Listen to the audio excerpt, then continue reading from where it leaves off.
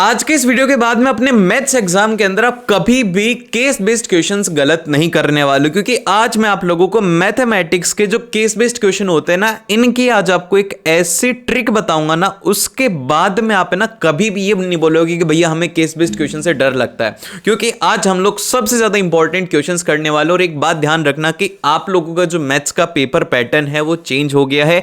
आप लोगों के यहां पर 50% जो है वो कॉम्पिटेंसी बेस्ड क्वेश्चन रहेंगे, जो कि एक तरीके के आप लोगों के केस बेस्ड क्वेश्चन ही रहने वाले हैं। उसी के साथ में एक और इंपॉर्टेंट बात है, अगर आप स्टैंडर्ड के हो तो भी आपको ये वीडियो देखनी है, और अगर आप बेसिक के हो तो भी आपको ये वीडियो देखनी है, क्योंकि दोनों के जो पैसेज है सॉल्व करने का तरीका यही रहेगा। बस आपको जो ट्रिक है उनको ध्यान में रखना है, और ये क्वेश्चंस बहुत ज्यादा इंपॉर्टेंट है, तो मेक श्योर कि इसे अपने दोस्तों के साथ में शेयर जरूर से करना। लाइक सब्सक्राइब आपके हाथ में नहीं है, लेकिन ये वीडियो आपके सभी दोस्तों के साथ में शेयर जरूर से हो जाना चाहिए, क्योंकि सबसे ज्यादा इंपॉर्टेंट पार्ट है मैथ का, वो है यहां पर केस बेस्ड क्वेश्चन, तो इन्हें हमें मिस नहीं करना है। तो बिना टाइम वेस्ट की हम लोग सीधा स्टार्ट करते हैं। ये एक केस बेस्ड क्वेश्चन है। इसके अंदर आपको क्या होगा कि एग्जाम के अंदर क्वेश्चन आएगा तो एक ऐसा फिगर गिवन होगा और उससे रिलेटेड एक पैराग्राफ होगा। अब इस पैराग्राफ को पढ़ो। इस पैराग्राफ के अंदर दिया गया है, ध्यान से देखना कि इसके अंदर कहा गया कि the figure given alongside shows the path of a diver when she takes a jump from a diving board, clearly it's a parabola. अब जैसे आप इसको देखोगे, स्टार्टिंग का ये जो पैराग्राफ आपने पढ़ा, इसके अंदर देखा कि भैया ये तो पैराबोला है, अब हम करेंगे कैसे सॉल्व।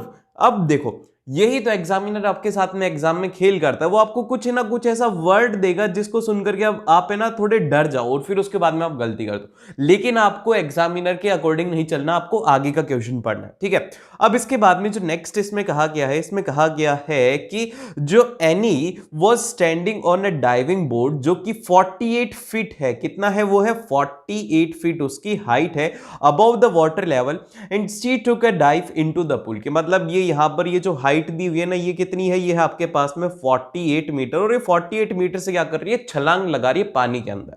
अब इसके बाद में कहा गया है कि her feet in the height above the water level at any time T, और यहां पर ये जो हाइट है उसकी यहां पे रिप्रेजेंट करी जा रही है एच टी से, और ये जो टी है यहां पर वो बता रहा है कि टाइम।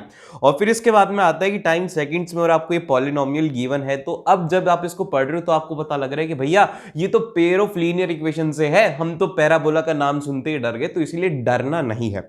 अब बेसिक क्वेश्चन को आप इस क्वेश्चन को समझ के, इस क्वेश्चन के अंदर कुछ भी नहीं कहा गया, इसके अंदर कहा गया है कि जो हमारी एनी वो क्या एक हाइट के ऊपर है, और वो हाइट के ऊपर से जंप कर रही है। तो ये जो पाथ होता है ना, जैसे कि आपने देखा होगा मूवीज में कि वो ऐसे जंप करता है, तो उनका जो पाथ होता है वो होता है पैराबोला।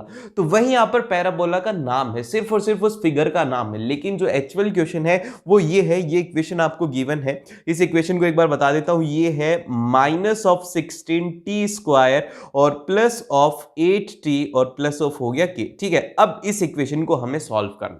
अब देखो क्वेश्चन क्या पूछा जाएगा। अब इसमें क्वेश्चन हमसे पूछा गया है कि what is the value of के। हमारी ये जो h ऑफ t है -16t² प्लस ऑफ यहां पर 8t और प्लस ऑफ k, ठीक है। तो इसके अंदर पूछा गया कि आपके k की वैल्यू क्या होगी। तो अब देखो, स्टार्टिंग के अंदर हमें पता है कि जब वो डाइविंग बोर्ड के ऊपर थी, मतलब इनिशियली क्या होता है, इनिशियली का मतलब होता है t = 0, मतलब कि वो उस टाइम के ऊपर कुछ भी नहीं हो रहा, वो उसी के ऊपर खड़ी है। तो हमें हाइट गिवन है, हाइट कितनी है, वो है 48 मीटर। तो हमारी जो इक्वेशन है, इक्वेशन नंबर 1, हम इसमें क्या करेंगे, इसके अंदर हम लोग ये करने वाले हैं कि जो हमारी फर्स्ट इक्वेशन है, इसके अंदर t की वैल्यू को क्या करेंगे, 0 पुट कर देंगे।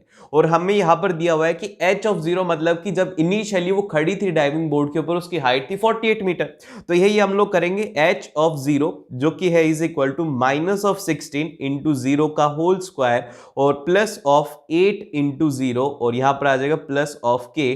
तो जब आप इसको सॉल्व करेंगे तो आ जाएगा 48, और ये यहां पर 0 से 0 हो गया, ये भी 0 हो गया, तो k की वैल्यू यहां से आ जाएगी 48, और इसका जो करेक्ट ऑप्शन हो जाएगा सी ऑप्शन, एकदम से करेक्ट हो जाएगा। समझे, इसके अंदर कंसेप्ट है, कंसेप्ट आपको सिंपल सा थोड़ा सा दिमाग लगाना था कि जब वो डाइव नहीं कर रही थी, मतलब कि इनिशियली वो रेस्ट के ऊपर थी, तो कितनी हाइट के ऊपर थी, वो उसके ऊपर खड़ी होकर ना डाइविंग बोर्ड के ऊपर, मतलब कि उसने जंप करना स्टार्ट नहीं करा।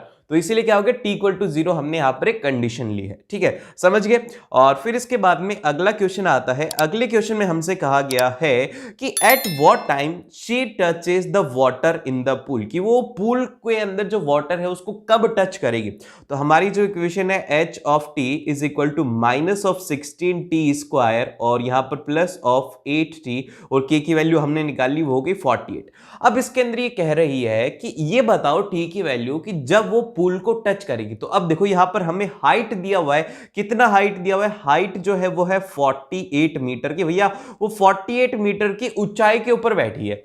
अब जब वो नीचे आएगी तो क्या होगी, यहां पर हाइट कितनी हो जाएगी, जब वो पुल को टच करेगी तो ग्राउंड लेवल के ऊपर होता है पुल का पानी, तो यहां पर क्या हो जाएगा, हाइट की जो वैल्यू है इस टाइम पर h ऑफ t जो है इसको हम लोग 0 इक्वेट करेंगे और फिर इस इक्वेशन को सॉल्व करेंगे, जैसे कि हम लोग एक क्वाड्रेटिक इक्वेशन को सॉल्व करते। तो सॉल्व करते भैया, सॉल्व करेंगे तो यहां पर क्या आ जाएगा, माइनस ऑफ 16t स्क्वायर और यहां पर आ जाएगा प्लस ऑफ 8t और plus of 48 is equal to 0, ठीक है। ये होगी हमारी इक्वेशन नंबर 1। अब माइनस को बाहर लेते हैं, तो माइनस को बाहर लेंगे और तो यहाँ पे क्या हो जाएगा, माइनस को भी बाहर ले लेते हैं और इसमें से जो कॉमन टर्म आ रही है 8 को कॉमन ले लेते हैं, ठीक है।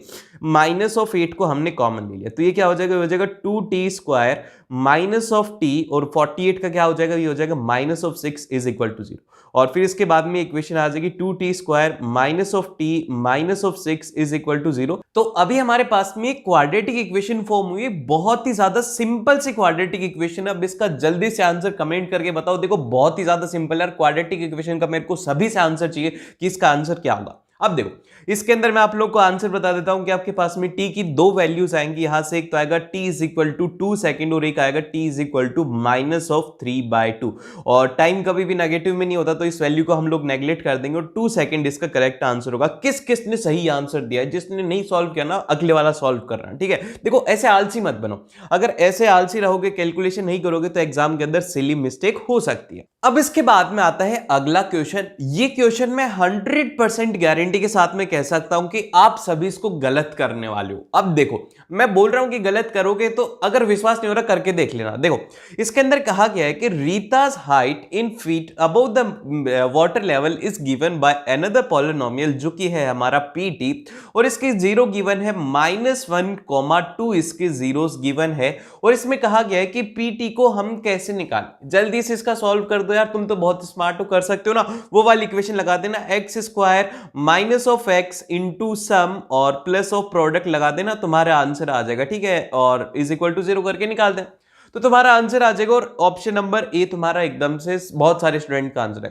लेकिन ये गलत है। अब ये गलत क्यों है भैया, ये इसलिए है क्योंकि यहां पर ध्यान से देखो, जब आप इसके अंदर t इक्वल टू 0 पुट करोगे, p ऑफ 0 मतलब कि इनिशियली उसकी हाइट कितनी आएगी, वो आएगी -2, जो कि एक्सेप्टेबल ही नहीं है भैया, जो कि एक्सेप्टेबल ही नहीं है। तो क्या हो गया, ये तो गलती होगी ना। तो इसीलिए एग्जामिनर आपके साथ में एग्जाम में ऐसा खेल खेलेगा। तो इसीलिए ज्यादा आसान क्वेश्चन देख करके भावुक मत होना, उसको चेक करना जरूरी है। थोड़ा ट्रिकी क्वेश्चन है इसीलिए मैं बता रहा हूं, ठीक है। तो इसको क्लियर करो, ये वाला कंसेप्ट यहां पर नहीं लगेगा, यहां पर लगेगा वो वाला बेसिक कंसेप्ट जो कि आपने पढ़ा था। अब बेसिक कंसेप्ट क्या पढ़ा था भैया, बेसिक कंसेप्ट आप लोगों ने पढ़ा था कि अगर कोई पॉलिनोमियल है पीटी, ठीक है, और उसके रूट्स है, तो हम लोग क्या करते हैं उसको t माइनस मतलब कि x minus alpha into x minus beta करते हैं, इंटू मल्टीप्लाई कर देते तो वो पॉलिनोमियल आ जाता। तो वही हमने यहां पर किया, ये हमने किया है क्योंकि -1 एक इसका रूट है और एक 2 इसका रूट है, तो t+1 इंटू t-1 और इनके साथ में कोई ये कांस्टेंट हम लोग बोल देते हैं कि k रहने वाला है, ठीक है। k क्या है, कांस्टेंट नंबर है। अब इसके बाद में आपको t की वैल्यू को 0 पुट करना है और आपके पास में p ऑफ 0 जो रहेगा वो रहेगा 48 मीटर, क्योंकि जो डाइविंग जो हाइट है वो है कितनी, 48 मीटर। तो यहां से जब आप इसको सॉल्व करेंगे आ जाएगा 48 इज इक्वल टू, यहां पर आ जाएगा k इंटू 0 और प्लस में आ जाएगा 1 और यहां पर आ जाएगा 0 -2 और यहां से आपके पास में k की जो वैल्यू आएगी वो आने वाली है आपके पास में 0 -2 और यहां पर आ जाएगा -24 उसकी वैल्यू आ जाएगी, ठीक है। -24 उसकी वैल्यू आ गई और जो आप इसके अंदर वैल्यू रख देंगे pt के अंदर, pt इज इक्वल टू यहां पर आ जाएगा हमारे पास में -24 इंटू आपके पास में t+1 इंटू t-2। ये इस तरीके से आपको सॉल्व करना और आपका आंसर आ जाएगा, ठीक है, थोड़ा सा ध्यान रखना, इसीलिए ये मैंने कहा था कि बहुत ही ज्यादा इंपॉर्टेंट है। और फिर इसके बाद में चलते हैं हम लोग नेक्स्ट क्वेश्चन की तरफ। नेक्स्ट क्वेश्चन में हमसे कहा गया है कि the zeros of a polynomial, जो कि हमारा पॉलिनोमियल क्या है, वो है r of t is equal to है माइनस ऑफ 12t² और यहां पर आ जाएगा plus of k into minus, मतलब कि k -3 और मैं मल्टीप्लाई कर रहा हूं k -3 इंटू t और फिर इसके बाद में प्लस ऑफ 40 है। ठीक है, अब इसके अंदर कहा गया है कि यहां पे जो इसके रूट है, मतलब कि अल्फा और जो बीटा इसके रूट है ना, वो कैसे हैं, नेगेटिव ऑफ ईच अदर है। कि अगर एक रूट है अल्फा तो बीटा क्या है, वो है इसका माइनस ऑफ अल्फा।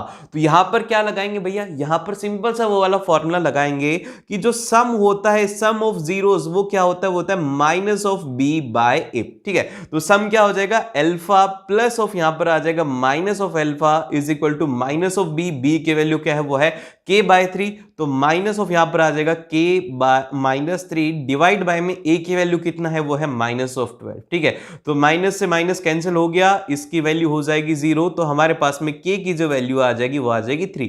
इतने सिंपल क्वेश्चन आते हैं, कुछ कुछ ट्रिकी आ जाते हैं, अगर आपका लक अच्छा हुआ तो ट्रिकी नहीं आएगा, सिंपल ही क्वेश्चन आएगा और पेपर बहुत ही ज्यादा सिंपल आता है। तुम चिंता ना करो, जो तुमने पढ़ा है वही आएगा। और फिर इसके बाद में अगला क्वेश्चन आता है। अगले क्वेश्चन के अंदर देखो बड़ा ही अच्छा कंसेप्ट है, बहुत ही शानदार सा कंसेप्ट है। इसके अंदर कहा गया है कि pushups are the fast and effective exercise for building the strength. कि भैया पुशअप्स निकाला करो तुम भी, अगर तुम्हें तुम्हारी बॉडी बनानी है तो पुशअप्स निकाला करो। And these are helpful in almost all the sports including the athletics. While in the pushups primary target the muscles of the chest, arms, shoulders and support the required from the other muscles helping tuning up the whole body. तो भैया simple सा आपको pushups के बारे में बता दिया, ये जो पैरा है, ये केस स्टडी है, ये आपको पुशअप्स के बारे में बता रही है कि आपको किस तरीके से पुशअप्स निकालनी चाहिए, ऐसे पुशअप्स निकाल। इससे हमें मतलब नहीं। क्वेश्चन कहां से आएगा, क्वेश्चन आएगा यहां से। ये है इसका मेन पार्ट। इसके अंदर हमसे क्या कहा गया वो ध्यान से देखो। इसके अंदर क्या है, इसके अंदर जो हमारा नीतीश है, Nitish wants to participate in the pushup challenge, की वो पुशअप चैलेंज के अंदर पार्टिसिपेट कर सकता है। And he can currently make the 3000 pushups in hour. भैया 1 घंटे के अंदर कितनी निकाल सकता है, हम इस डेटा को लिखते हुए चलते हैं कि 1 घंटे में वो कितनी पुशअप्स निकाल लेता है। करंटली में 3000 पुशअप्स 1 घंटे में। ऐसा तो यार ये कोई सच्चा ही डेटा दे देते तो झूठ है, 3000 pushups. And but he wants to achieve the target of 3900 pushups in 1 hour. वो चाहता है कि यार मैं ना 3000 नो स्टॉप पुशअप्स निकाल लूं 1 घंटे के अंदर। तो उसका टारगेट क्या है, उसका टारगेट हम लोग लिख लेते हैं कि उसका टारगेट जो है वो है हमारे पास में 1 घंटे के अंदर कितना निकालना है उसको, 3900 उसको पुशअप्स निकाल। ठीक है, और फिर इसके बाद में आगे इस क्वेश्चन में कहा गया है कि एंड ही प्रैक्टिस रेगुलरली, और प्रैक्टिस रेगुलरली कर रहा है। And with each day of practice he is able to make the 5 more pushups. और जैसे जैसे वो प्रैक्टिस करता है, जैसे कि अगर आज उसने 3000 निकाले तो अगले दिन वो 3005 निकालेगा, उसके अगले दिन 3010 निकालेगा in 1 hour as compared to the previous day. And if on the first day of practice he makes the 3000 pushups and continues to practice till his target is achieved. कि भैया स्टार्टिंग पहले दिन तो 3000 निकालता है और जब तक करता है जब तक कि वो उस टारगेट को अचीव करता है। And keep the above situation in mind and answer the following question. और आपको आंसर करना है इन सिचुएशन का।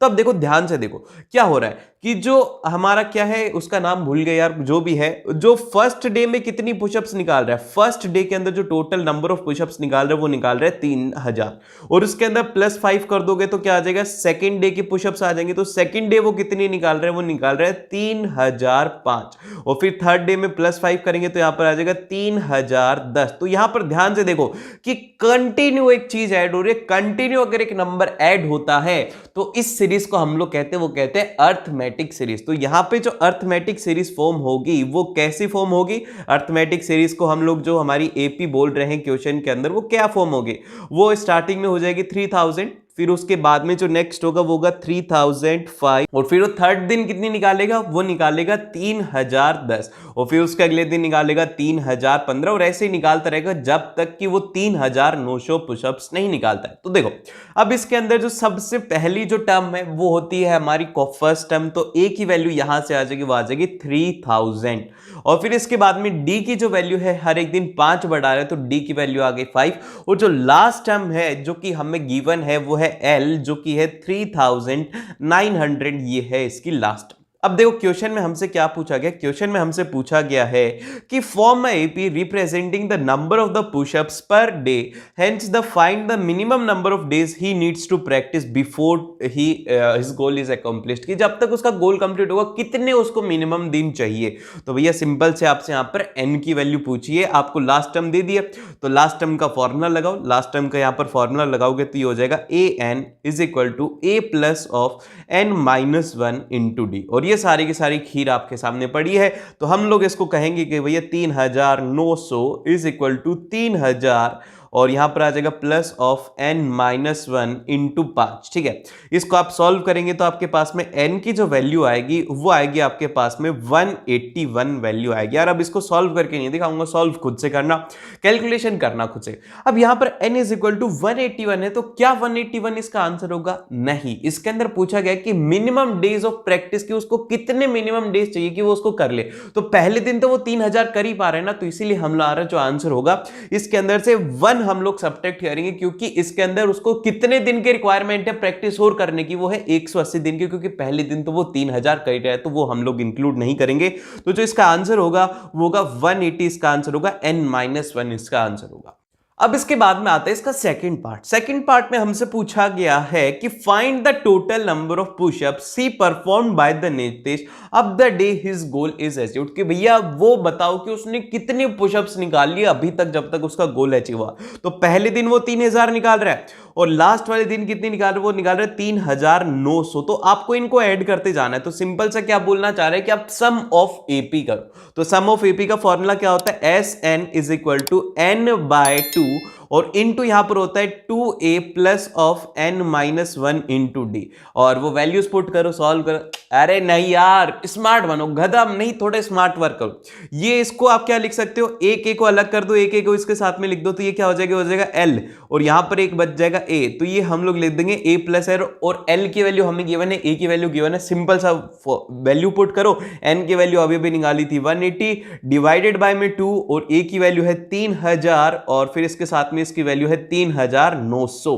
ठीक है, ये हो गया, और इसको जल्दी से इसको सॉल्व करो और इसका आंसर निकालो। इसका आंसर मैं आप लोगों को बता देता हूं कि इसका आंसर क्या होगा, वो होगा 624,450 पुशअप्स उसने निकाली हैं। 6,24,450 उसने 180 दिनों में पुशअप्स निकाली। अब इसके बाद में आता है अगला क्वेश्चन। देखो ये जो अगला क्वेश्चन है, ऐसे क्वेश्चन आपके एग्जाम के अंदर पूछे जाएंगे, और मैक्सिमम प्रोबेबिलिटी के अगर ट्रिग्नोमेट्री से आपके पास में केस बेस्ड क्वेश्चन आएगा तो ऐसा ही क्वेश्चन आने वाला है। और देखो सबसे ज्यादा संभावना किस चैप्टर से आने की होती है मैं आपको बता देता हूं। एक तो हो सकता है कि पेयर ऑफ लीनियर इक्वेशन से आ जाए, दूसरा एपी से रिलेटेड क्वेश्चन बहुत बार पूछे जा चुके हैं, लेकिन जो ट्रिग्नोमेट्री है, ट्रिग्नोमेट्री में जो एप्लीकेशन ऑफ ट्रिग्नोमेट्री है उससे सबसे ज्यादा केस बेस्ड क्वेश्चन पूछे जाते हैं। और उसके अलावा जो स्टैटिस्टिक्स हो गया वहां से भी क्वेश्चन आते हैं। तो ये जो 4-5 चैप्टर है इनको ध्यान से देख लेना। ठीक है, अब इसके अंदर क्या कहा गया है, इसके अंदर कहा गया है कि trigonometry in the form of the triangular forms the basic of a navigation whether it is land और सी और एयर, के भैया जो ट्रिग्नोमेट्री उसके हेल्प से आप है ना आसानी से नेविगेट कर सकते हो,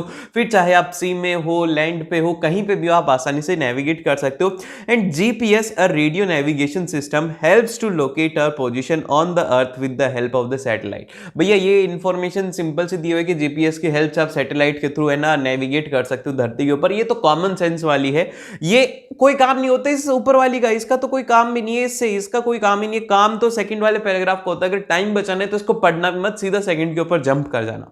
इसके अंदर कहा गया है कि a guard is station at the top of the 240 meter की जो हाइट है हमारे की वो कितनी दी हुई, वो दी हुई 240 मीटर दिया हुआ है। एंड फिर इसके बाद में observe an unidentified boat coming towards it, और वो देखता है कि यार ऊपर बैठा हुआ है गार्ड, और वो देखता है कि यार एक अनआइडेंटिफाइड ये बोट है, ये क्या है, ये है बोट, ये क्या आ रही है, इसकी तरफ आ रही है। इसके बाद में है कि a clinometer or inclinometer is a instrument used for measuring the angle of the slopes, और ये के इंस्ट्रूमेंट होते हैं जिससे कि आप एंगल मेजर कर सकते हो। And the guard use the clinometer to measure the angle of depression, वो क्या करता है कि यहां पर एंगल ऑफ डिप्रेशन को मेजर करता है of the boat coming towards the lighthouse is found to be 30 degree, कि यहां पर जो थीटा की वैल्यू है वो है आपके पास में 30 डिग्री। तो एग्जाम के अंदर क्वेश्चन में सबसे पहले कहा गया कि make the label diagram on the basis of of the given information. आपको डायग्राम बनाना है। ये जो क्वेश्चन है ये होगा आपके पास में 2 नंबर का, इसमें से 1 नंबर का आपका डायग्राम होगा। तो डायग्राम अच्छे से ड्रॉ करते हैं, ठीक है, डायग्राम बहुत ही अच्छे से ड्रॉ करते हैं। तो सबसे पहले हम लोग बनाएंगे एक टावर, ठीक है, ये बना लिया हमने। एक टावर है, ये क्या है, ये लाइट हाउस है जिसकी हाइट कितनी है, वो है 240 मीटर इसकी हाइट, ठीक है। ये हो गया हमारा बेस, और बेस को हम लोग ऐसे ड्रॉ कर देते हैं इसका, ठीक है, ये बेस हमने इसका ड्रॉ कर दिया। और यहां पर क्या है, ये है हमारी बोट, ठीक है, ये क्या है, ये है हमारी बोट है, कोई भी एक पोजीशन है जिसके ऊपर ये बोट है। और यहां से, ठीक है, यहां से इसके ऊपर एंगल ऑफ डिप्रेशन बन रहा है, तो हम लोग ऐसे ड्रॉ करते हैं, ठीक है, ये ड्रॉ करते हैं। और फिर इधर एंगल ऑफ डिप्रेशन बोला गया, एंगल ऑफ डिप्रेशन ध्यान रखना, एग्जाम के अंदर गलती मत कर देना। तो यहां पर एंगल ऑफ डिप्रेशन कितना है, ये कितना है, ये है हमारे पास में 30 डिग्री, ठीक है। अब जब ये 30 डिग्री है तो यहां से हम लोग बोल सकते हैं कि ये वाला जो एंगल है ये भी 30 डिग्री होगा। और ये जो डिस्टेंस है हम लोग इनकी मार्किंग कर देते हैं, ये हो गया पॉइंट ए, ये हो गया बी, और ये हो गया सी पॉइंट, ठीक है, ये सी पॉइंट हो गया। अब इसमें हमसे जो पूछा गया वो हम लोग देखते हैं, ठीक है, ये बोल देते कि डिस्टेंस एक्स है क्योंकि ये गिवन नहीं है। हमसे इसमें पूछा गया है कि and the distance of the boat from the foot of the observation tower, कि हमारे जो फुट ऑफ ऑब्जर्वेशन टावर है उससे उसकी डिस्टेंस निकाली। बड़ा ही सिंपल है। इसके अंदर अगर क्वेश्चन आएगा ना तो आंख बंद करके, मैं बता रहा हूं, आंख बंद करके सिंपल सा एक फॉर्मूला लगा देना, वो लगा देना tan का। tan ऑफ 30 डिग्री क्या होगा, tan की वैल्यू क्या होती है, वो होती है हमारे पास में P by B, perpendicular upon में बेस। और ये जो एंगल है इसके सामने वाली साइड परपेंडिकुलर होती है और इसके नीचे वाली साइड होती है बेस। सिंपल से हमारे पास में परपेंडिकुलर की वैल्यू गिवन है, परपेंडिकुलर की वैल्यू क्या है, वो है यहाँ पर 240, और डिवाइड बाय में हमने जो डिस्टेंस माना है बोट के और लाइट हाउस के बेस के बीच में वो माना है x, ठीक है। तो यहां से आप इसको सॉल्व करेंगे तो tan ऑफ 30 डिग्री की वैल्यू हो जाती है 1/√3 इज इक्वल टू हो जाएगा 240 अपॉन में x। तो यहां से हम लोग x जो है उसकी वैल्यू निकाल लेंगे, वो हो जाएगा 240 √3 मीटर। और एग्जाम के अंदर यूनिट जरूर से लिख करके आना, नहीं तो एग्जामिनर नंबर काट लेगा, ठीक है। इसके बाद में आते हैं इसका सेकंड पार्ट। तो इसके सेकंड पार्ट में हमसे कहा गया है कि आफ्टर 10 मिनट्स की 10 मिनट के बाद में क्या होता है कि the guard observe the boat was approaching the tower, कि वो 10 मिनट बाद देखता है कि जो बोट है वो आगे आ रही है, and the distance from the tower is reduced by 240 √3 - 1 meter, उसका डिस्टेंस रिड्यूस हो गया है। तो अभी देखो उसका डिस्टेंस पहले कितना था d, जो कि हमने अभी निकाला था, वो निकाला था 240 √3 मीटर उसका डिस्टेंस था बोट का, जब उसने देखा था कि जब एंगल ऑफ डिप्रेशन था वो था 30 डिग्री। इसके बाद में यहां पर ध्यान से देखो, इसके अंदर कहा गया है कि वो जो डिस्टेंस है कि वो कम हो गया है। तो अब कितना नया डिस्टेंस होगा, तो हम लोग लिखेंगे कि x ऑफ न्यू, की जो अब नया डिस्टेंस होगा वो क्या होगा, ओल्ड डिस्टेंस जो कि 240 √3 था, उसमें से अभी इसने कहा है कि इतना डिस्टेंस वो आगे आ चुके हैं, मतलब कि इसमें से कम कर देना है, तो ये कर देंगे 240 √3 - 1, ठीक है। तो जब आप इसको सॉल्व करेंगे तो आपके पास में जो आंसर आएगा वो आएगा आपके पास में 240 मीटर आ गया। x जो न्यू डिस्टेंस है कि अब जो बोट है वो सिर्फ और सिर्फ 240 मीटर दूर है।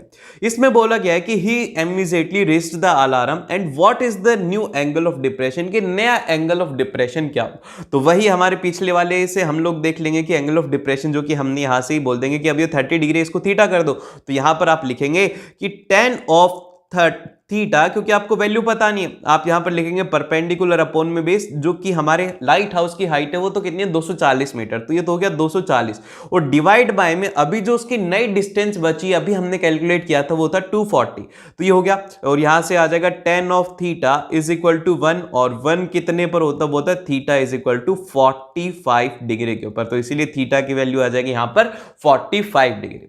और फिर इसके बाद में चलते हैं हम लोग नेक्स्ट की तरफ। अब इसके बाद में आता है हमारे पास में एक नेक्स्ट केस बेस्ड क्वेश्चन है। इसके अंदर कहा गया है कि एक 100 मीटर की रेस हो रही है। देखो इतना सही, इसके अंदर ज्यादा बड़ा केस बेस्ड क्वेश्चन है लेकिन ये बहुत ही ज्यादा इंपॉर्टेंट है। इसमें क्या कहा गया है कि इसमें कहा गया है कि 100 meter race, stop watch was used to find the time that it tooks a group of student to run 100 meter, कि एक स्टॉप वॉच को यूज में लिया जाता है और देखा जाता है कि जो 100 मीटर की रेस है इसको कंप्लीट करने में कितना टाइम लगता है। तो उनके पास में ये डेटा आता है, तो इसके अंदर क्या क्या गिवन है, आपको टाइम दिया हुआ है सेकंड्स के अंदर कि 0 से 20 सेकंड्स के अंदर नंबर ऑफ स्टूडेंट 8 आते हैं, फिर 20 से 40 सेकंड के अंदर हमारे पास में 10 स्टूडेंट आते हैं, और 40 से 60 के अंदर 13, और इसी तरीके से आपको ये डेटा गिवन है। ठीक है, अब इस डेटा को आपको ध्यान से देखना है और आपको अगला क्वेश्चन को सॉल्व करना है। इसमें कहा गया है कि फाइंड द मतलब कि estimate the mean time taken by the student to finish the race, की जो हमारा जो स्टूडेंट है उनको कितना टाइम लगेगा, मतलब कि मीन टाइम निकालो कि कितना होगा। तो हमारे पास में मीन का जो फॉर्मूला होता है, ध्यान से देखो, मीन का फॉर्मूला क्या होता है। मीन का फॉर्मूला हम लोग जो लिखते हैं वो हो जाएगा F summation of x I F I, और डिवाइड बाय में होता है समेशन ऑफ एफ आई। ठीक है, और यहां पर आपको इनकी वैल्यूज निकाल, अब हम इनकी वैल्यूज कैसे निकालेंगे, देखो यहां पर ध्यान से देखो, सबसे फर्स्ट में हमारे पास में जो गिवन है टाइम और नंबर ऑफ स्टूडेंट ये आ गया, तो हम लोग इससे निकाल लेंगे क्लास मार्क, जो कि हमारा होगा एक्स आई। एक्स आई क्या हो जाएगा, वो हो जाएगा 0 + 20/2, और इसी तरीके से सभी का आप कैलकुलेट करेंगे तो ये आ जाएगा आपके पास में एक्स आई की वैल्यू। अब आपको निकालना है एक्स आई और एफ आई, यहां पर जो नंबर ऑफ स्टूडेंट है ये क्या है, इसकी फ्रीक्वेंसी, ये क्या है, ये है इसकी फ्रीक्वेंसी। तो आप क्या करेंगे, इसको और इसको मल्टीप्लाई करेंगे तो आपके पास में ये वैल्यू आएगी। ठीक है, तो ये हो गया आपके पास में, और आपको समेशन के लिए, इसके फॉर्मूला के लिए, मीन के लिए क्या चाहिए, summation of x I F I और समेशन ऑफ एफ आई। ठीक है, तो यहां से जब आप इसको सॉल्व करेंगे तो आपके पास में समेशन ऑफ एफ आई जो आएगा वो आएगा 40, और जो summation of x I F I आएगा वो आएगा 1720। ठीक है, तो आप यहां पर वैल्यूज पुट कीजिए, वैल्यूज पुट करेंगे तो आपके पास में जो सॉल्यूशन आएगा वो आएगा 1720 डिवाइड बाय में यहां पर आ जाएगा 40, और जब आप इसको सॉल्व करेंगे तो आपके पास में इसका जो आंसर होगा वो हो जाएगा 43, एकदम से करेक्ट। अरे बहुत ही ज्यादा सिंपल है, इसमें तो कुछ दिमाग भी नहीं लगाना था। देन फिर इसके बाद में जो नेक्स्ट एक थ्योरेटिकल क्वेश्चन है, इसमें पूछा गया है कि the construction of a cumulative frequency table is useful for determining, कि हमें जो क्यूमुलेटिव CF जो है वो कब निकालने की जरूरत होती है, हम किसके लिए निकालते हैं। तो अगर हमें क्या निकालना होता है, मीडियन, जब हमें मीडियन निकालना होता है, जब हम लोग उसको यूज में लेते हैं, तो इसीलिए इसका करेक्ट आंसर हो जाएगा वो क्या हो जाएगा, वो हो जाएगा मीडियन, इसका एकदम से करेक्ट आंसर होने वाला है। और फिर इसके बाद में आता है अगला क्वेश्चन। अगले क्वेश्चन में हमसे कहा गया है, ध्यान से देखो इसके अंदर क्या कहा गया है, इसके अंदर हमसे कहा गया है कि the sum of the lower limits of the median class, क्या आप है ना मीडियन क्लास निकालो और उसकी लोअर लिमिट का सम निकालो, और जो मॉडल क्लास है उसकी लोअर लिमिट का सम निकालो। तो सबसे पहले अगर हमें मॉडल निकालना होता है, मॉडल क्लास अगर हमें निकालनी होती है, तो मॉडल क्लास वो होती है जिसका की हाईएस्ट फ्रीक्वेंसी होती है। क्या होता है, जिसके पास में हाईएस्ट फ्रीक्वेंसी होती है। तो यहां पर जब आप देखेंगे तो हाईएस्ट फ्रीक्वेंसी किसमें है, हाईएस्ट फ्रीक्वेंसी जो है वो है यहां पर 13 है, और ये किसके लिए है, ये है 40 से लेकर के 60 के लिए। तो इसकी जो लोअर लिमिट हो जाएगी, इसकी क्या कहा है, लोअर लिमिट, तो इसके लिए जो लोअर लिमिट हो जाएगी वो हो जाएगी हमारे पास में 40। ठीक है, अब ये तो हमने कैलकुलेट कर लिया मॉडल क्लास की लोअर लिमिट, अब हमें निकालना होगा मीडियन क्लास की। तो अगर हमें मीडियन निकालना है तो मीडियन के लिए हमें सबसे पहले कैलकुलेट करना होगा उसकी क्यूमुलेटिव फ्रीक्वेंसी। तो अभी हम लोग ये जो गिवन टेबल है इसके लिए क्यूमुलेटिव फ्रीक्वेंसी निकालते हैं। तो सबसे पहली जो फ्रीक्वेंसी है वो 8 की 8 ही रहेगी, अगली जो फ्रीक्वेंसी है वो हो जाएगी 18, और फिर इसके आगे वाली जो हो जाएगी वो हो जाएगी 18 + 13 जो कि हो जाएगा 31, और 31 और 6 जो कि हो जाएगा 37, और 37 और 3 हो जाएगा यहाँ पर जाएगा 40। ठीक है, तो यहां पे हमें मीडियन निकालने के लिए एक फॉर्मूला जो कि याद होगा आपको कि वो होता है n/2, और वो n क्या होता है, वो होता है ये लास्ट वाला नंबर। तो यहां पर हम लोग सीधा सा बोलते हैं कि आ जाएगा 40 डिवाइड बाय में 2, तो यहां से आ जाएगा 20। ठीक है, अब ये जो 20 आया, ये देखो कि ये कौन सी वाली फ्रीक्वेंसी है जो कि इसमें लाई करती हो, मतलब कि किसके आसपास ये लाई कर रहा है। अब देखो ये जो 20 वैल्यू आई है, अब हमें ना इसको देखना होगा कि क्यूमुलेटिव फ्रीक्वेंसी में कौन सी वैल्यू 20 से ज्यादा है, मतलब कि 18 है, 18 के जस्ट बाद में जो नेक्स्ट वैल्यू है वो है 31 जो कि 20 से ज्यादा है, तो ये हो गया 31।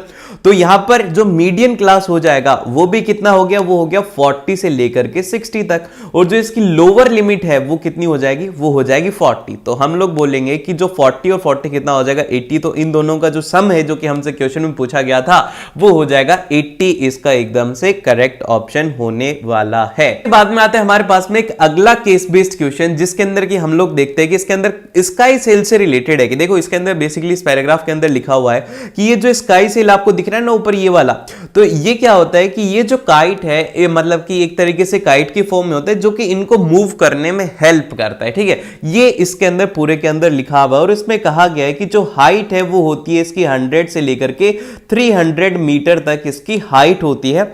And the sailing kite is made in a such a way that it can be raised to the proper elevation and brought back with the help of the telescopic mast and that enables the kite to be raised properly and efficiently. ठीक है, ये समझ गए आप। इसके अंदर ये formula मतलब कि ये है आपके पास में पूरा का पूरा सीन। ठीक है, और फिर इसके बाद में आता है फर्स्ट क्वेश्चन इसका। इसके फर्स्ट क्वेश्चन में हमसे कहा गया है कि इफ द साइन थीटा, जो कि हमसे कहा गया है कि साइन थीटा जो है वो अगर है cos of 3 theta minus of 30 degree, ये 30 डिग्री है, and where the theta and 3 theta minus of 30 are the acute angles, तो आपको थीटा की वैल्यू निकालनी है। अरे बड़ा ही सिंपल सा क्वेश्चन है, तो करोगे क्या? ये वाला फॉर्मूला याद है आपको कि sine of theta is equal to यहां पर होता है cos of 90 degree minus of theta. तो यही हम लोग करेंगे। ये जो हमारी फर्स्ट इक्वेशन है इसके अंदर जो साइन थीटा है इसकी जगह पर हम लोग लिख देंगे साइन ऑफ 90 माइनस थीटा। तो हम लिख देंगे कि cos of 90 degree minus of theta is equal to हो जाएगा cos of 3 theta minus of 30 degree. और आप इसको सॉल्व करेंगे, कॉस से कॉस कैंसिल आउट हो जाएगा और यहां पर हो जाएगा 90 degree minus of theta is equal to 3 theta minus of 30। और देखो एक बात बता दूं कि कॉस से कॉस कैंसिल नहीं होता, ये आप लोग 12th क्लास में पढ़ोगे, लेकिन अभी आप इसको बस इतना ही समझो कि कॉस से कॉस उठ गया। तो यहां से आपके पास में जो थीटा की वैल्यू आएगी वो आएगी 30 डिग्री। ठीक है, ये बड़ा ही सिंपल सा था, बस इसके अंदर एक कंसेप्ट था ये कि साइन थीटा जो होता है वो होता है cos of 90 degree minus theta. ठीक है, ये आ गई थीटा की वैल्यू। अब ये जो थीटा की वैल्यू आई है इससे रिलेटेड है इसका अगला क्वेश्चन। इसमें कहा गया है कि what should be the length of the rope of a kite sailing in order to pull the ship at an angle theta, जो कि कैलकुलेट किया था, एंड वर्टिकल जो हाइट है वो गिवन है हमें h इज इक्वल टू जो है वो है 200 मीटर। अब देखो ध्यान से देखो, इसके अंदर क्या कहा गया कि ये हमारी काइट मान लो और ये उसकी वर्टिकल हाइट है और ये क्या है, ये बोट के साथ में उसकी कनेक्टेड रोप है। ठीक है, ये समझ गए ये रोप है और हमसे पूछा गया है कि इसकी लेंथ ऑफ रोप कितनी होगी और ये काइट से इसके साथ में कनेक्टेड है और ये थीटा अभी अभी हमने निकाला था कि थीटा की जो वैल्यू है वो है 30 डिग्री। और अब आप इसको कैसे सॉल्व करेंगे? तो इसको सॉल्व करना बड़ा ही आसान है। अब यहां पर आपको ये हाइट तो दी हुई है कि ये है 200 मीटर, तो आप यहां पर क्या करोगे, आप यहां पर लगाओगे कि भैया tan of 30 degree is equal to हो जाएगा 200 डिवाइड बाय में x। भैया x की तो वैल्यू दी हुई नहीं, हम कैसे निकालें? अरे तो थोड़ी बुद्धि लगाओ ना। यहां पर याद करो p b p और h h b को, मतलब जिससे भी आप इसको याद रखते हो इससे को याद करो। यहां पर देखो, यहां पर क्या होता है, sine of theta is equal to perpendicular upon base. तो मतलब कि परपेंडिकुलर अपॉन बेस नहीं होता, सॉरी, परपेंडिकुलर अपॉन में हाइपोटेनियस। तो यही करो ना, यहां पर साइन ऑफ 30 डिग्री की वैल्यू जानते ही हो और परपेंडिकुलर की वैल्यू 200 गिवन है और आपको रोप की वैल्यू निकालनी है जो कि हाइपोटेनियस, जिसको कि हम लोग बोल देते हैं x। तो यहां पर हमारे पास में वैल्यू आ जाएगी साइन ऑफ 30 डिग्री की, तो x इज इक्वल टू हो जाएगा 400 मीटर, मतलब कि 400 मीटर हो जाएगा इसका करेक्ट आंसर। समझ गए, बहुत ही ज्यादा सिंपल है ये। सो आज के वीडियो में इतना ही, मिलते हैं आप लोगों से नेक्स्ट वीडियो में। अगर आपने लाइक नहीं किया तो जल्दी से लाइक कर दो और सब्सक्राइब नहीं किया तो जल्दी से सब्सक्राइब कर दो।